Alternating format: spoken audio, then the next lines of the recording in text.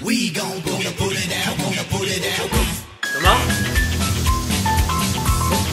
Thomas? Ah non, le tube là, je reviens. Ah merde, il a resté. Salut, ça va?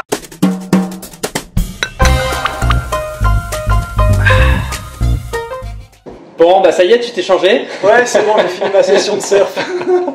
Merci. Je pense que là, on est en train d'atteindre des hauteurs, là, le summum. Je sais pas comment ça va être dans les prochaines vidéos. J'ai l'impression que vous vous mettez tous un peu au taquet pour faire des belles intros et c'est vraiment sympa. Merci de nous accueillir chez Blacklist. Welcome. Alors aujourd'hui, on va faire une recette de Clever Coffee Dripper. Et ça a été mis au point par une société qui s'appelle ABID, une société taïwanaise. Et ça veut dire...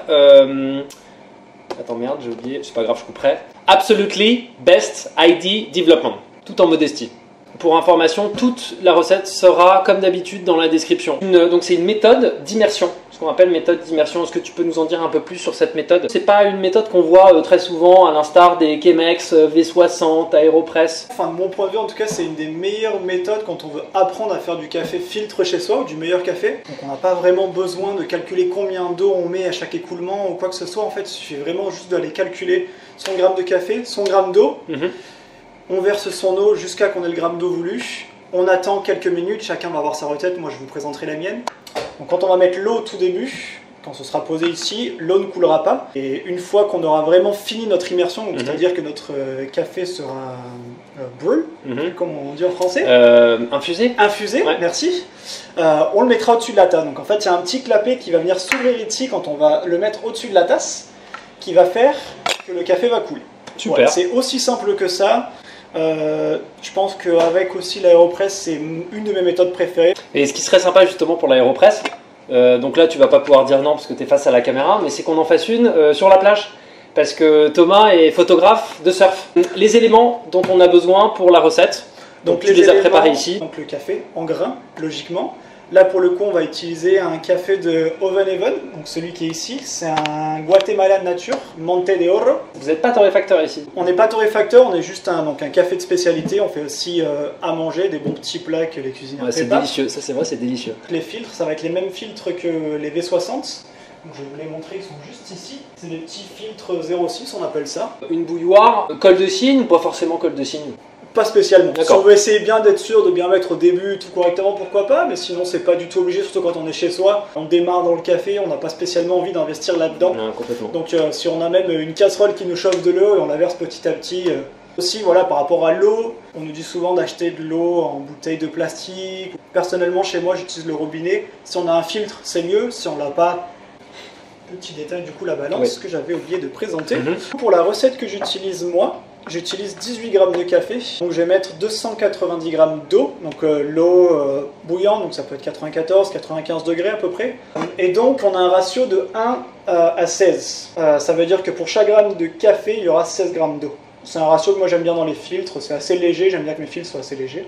Super important comme pour tout type de méthode, c'est de venir mouiller le filtre pour enlever donc le goût du papier, c'est super important.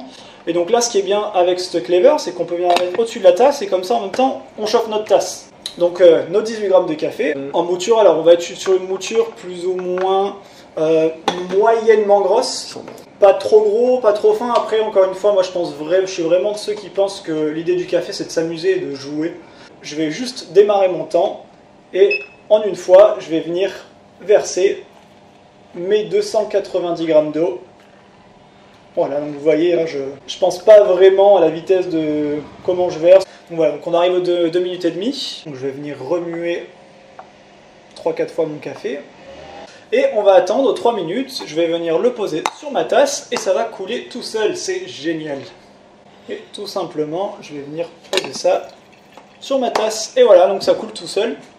Ah, normalement, ça met entre 30 et 1 minute à descendre complètement. L'intérêt de cette méthode, c'est qu'on peut faire d'autres choses. L'Aeropress, par exemple, on est obligé de rester rivé sur l'Aeropress parce qu'il y a un minutage très très précis. Là, à partir du moment où vous mettez votre café, vous pouvez aller vaquer à vos occupations. Et hop, quand on la remonte, ça se ferme, le clapet se ferme. Donc voilà.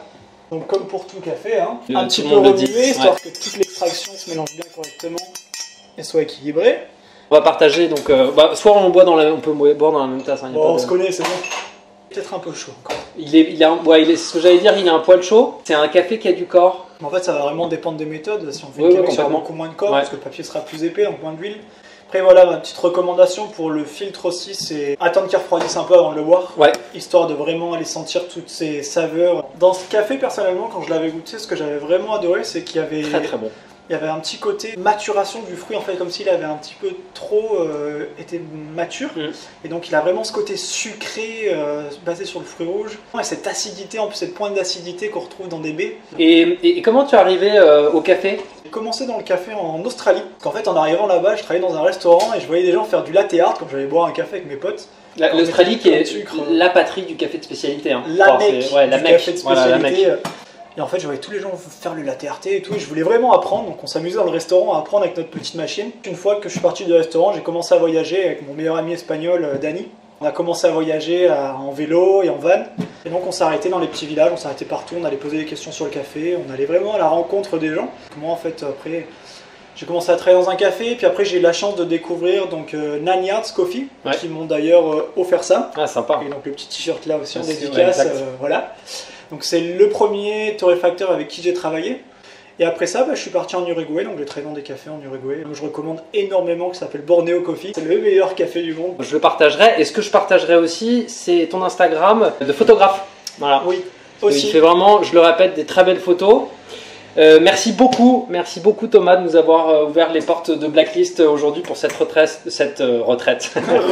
Pas encore, on se bat pour ça en ce moment. Pour cette recette.